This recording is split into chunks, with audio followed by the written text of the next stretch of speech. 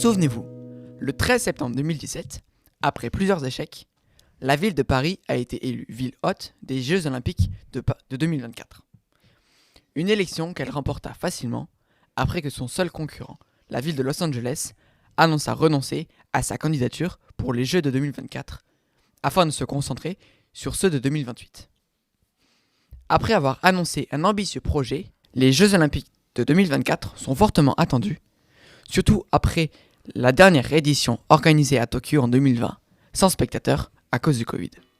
Et alors que les Jeux Olympiques et Paralympiques auront lieu dans moins de 100 jours, nous nous sommes intéressés à ce que seront réellement les Jeux de Paris 2024. Je suis Eki Lacouture.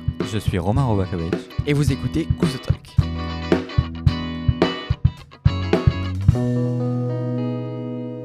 Bonjour Romain.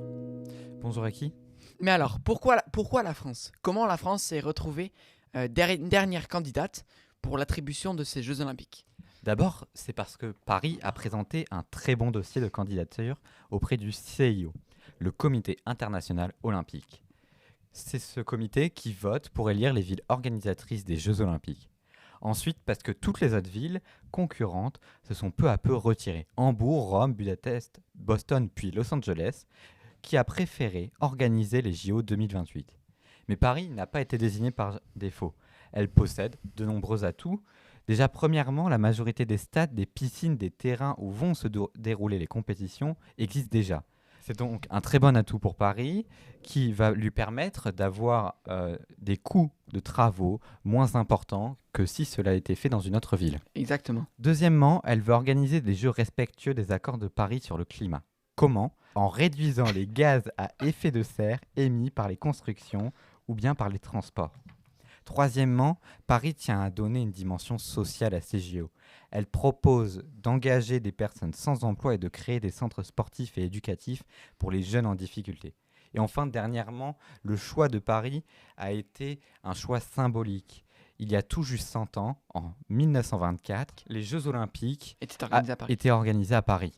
C'est donc un argument important pour la ville qui a été avancé lors de sa candidature. Mais alors, quelles seront les constructions que Paris aura à faire pour ces Jeux Olympiques ? Le projet Paris 2024 annonce en 2017 s'appuyer sur 95% de sites déjà existants ou temporaires. Pour un budget prévisionnel annoncé toujours en 2017 de 6,6 milliards d'euros, mais qui sera fortement dépassé.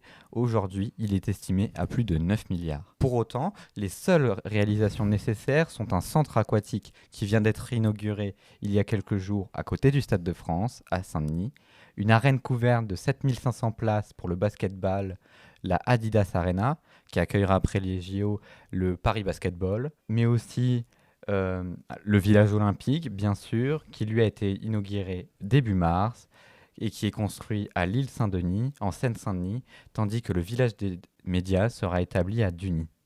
Ça, c'est pour les constructions. Mais alors, quels seront les nouveaux sports de ces JO ? Qu'est-ce qu'on pourra découvrir à ces JO 2024 tant attendus ? Comme pour chaque nouvelle édition des JO, des sports disparaissent, mais surtout de nouveaux sports apparaissent. Après l'apparition réussie du BMX freestyle et du basketball 3x3 aux JO de Tokyo en 2020, Paris 2024 confirme cette tendance urbaine en choisissant l'escalade sportive, le surf et le skateboard, qui a déjà été épreuve olympique à Tokyo. Ce sont donc des épreuves qui ont été confirmées, qui pourront être là une édition de plus. Mais Paris 2024 annonce ajouter une discipline totalement inédite pour ces JO d'été, le breaking. Mais alors, ces JO, dans quel site pourrons-nous les voir ? Alors, il y a de très nombreux sites. Bien sûr, là, je vous ai déjà parlé des sites qui vont être construits, mais la France s'appuie, et surtout Paris, sur des sites déjà existants, des sites emblématiques comme Roland-Garros, qui accueillera le tennis comme lors des Grands Chelems, mais aussi la boxe. Le Stade de France, évidemment, accueillera les prestigieuses épreuves d'athlétisme, mais aussi le rugby. Paris, la Défense Arena deviendra une piscine géante et accueillera la natation et le water-polo. Il y a aussi différents sites en dehors de Paris ? Oui, certains stades en France, comme à Bordeaux, à Lyon ou à Marseille, accueilleront le football. Le stade Pierre-Mauroy à Lille accueillera le hand puis le basket. Des sites olympiques seront, ou plutôt un seul site olympique se trouvera en dehors de l'Hexagone, car il sera sur l'île de Tahiti, qui accueillera les épreuves de surf sur une vague mythique. Mais alors, ces JO, ces constructions ne sont pas sans conséquences sur les Français, en particulier sur les Parisiens. Quelles sont-elles, du coup?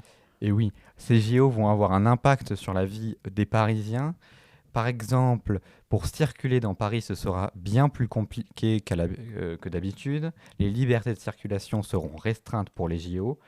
Tout ça pour permettre la sécurité des athlètes, des habitants et des visiteurs.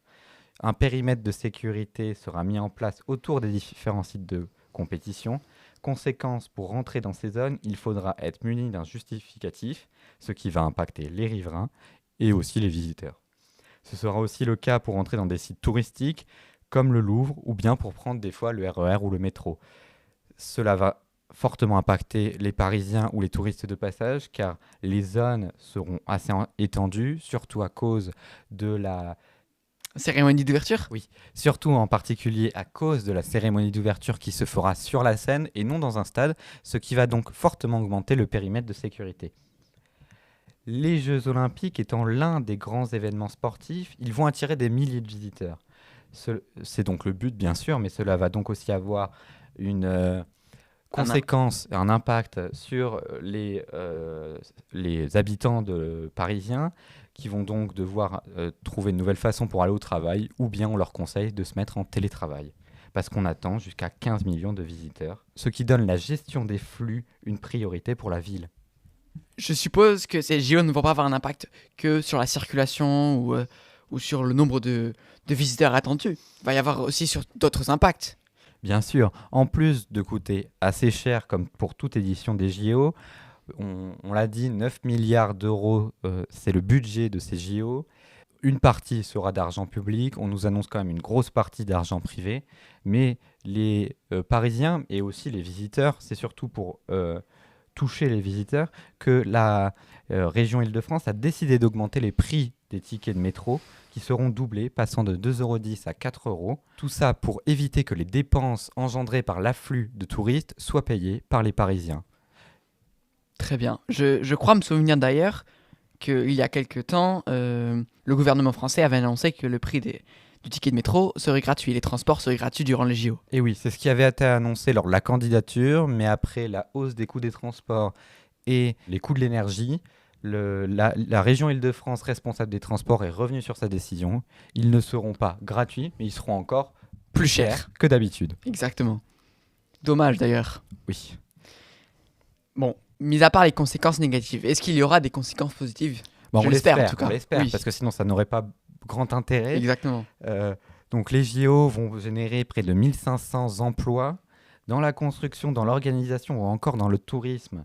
Tourisme qu'on espère qu'il sera boosté par l'afflux de visiteurs. Alors peut-être pas pendant les JO parce qu'on sait que certains visiteurs vont décider de ne pas venir pendant les JO. De ne pas venir à Paris mais d'aller voir d'autres villes. Exactement. Donc peut-être que ça va augmenter le flux de visiteurs ailleurs qu'à Paris. Mais on espère qu'avec la diffusion des JO et surtout on sait que les sites stratégiques, par exemple il y a un site, celui, si je ne me trompe pas, du skateboard sera devant la Tour Eiffel. Exactement. Ou d'autres seront à Versailles. Donc on va mettre en images et on va filmer pour les télévisions du monde entier des sites historiques. On va donc promouvoir la France. Les organisateurs espèrent faire venir encore plus de visiteurs pour les prochaines années. Et que c'est un impact économique mais oui, bien sûr. Cet impact, il ne pourra être mesuré que plus tard, mais il devrait être normalement positif et les JO devraient pouvoir booster l'économie française. Mais ça, bien sûr, ça ne pourra être calculé que dans quelques années. Eh bien, très bien, merci beaucoup Romain pour toutes ces informations. C'est la fin de cette série de 3 épisodes sur les JO. Je remercie tous ceux qui ont participé à cette série, Amy Casalis, Elsa Cassio-Casalas, Romain Robakovic bien évidemment et moi-même. Et qui la couture. Ces mêmes personnes ont participé à la création de ces épisodes, mais aussi à leur réalisation. Exactement. Et à leur montage. Merci. On se retrouve très bientôt sur toutes les plateformes. Oui, on vous attend avec de nouveaux épisodes très prochainement. Exactement. Et voilà. Et vous pouvez nous suivre aussi sur Instagram. Nous Ça suivre fait sur toujours Instagram. plaisir. Ça fait toujours plaisir. Merci beaucoup pour votre écoute, pardon. Et à très bientôt. Et à très bientôt.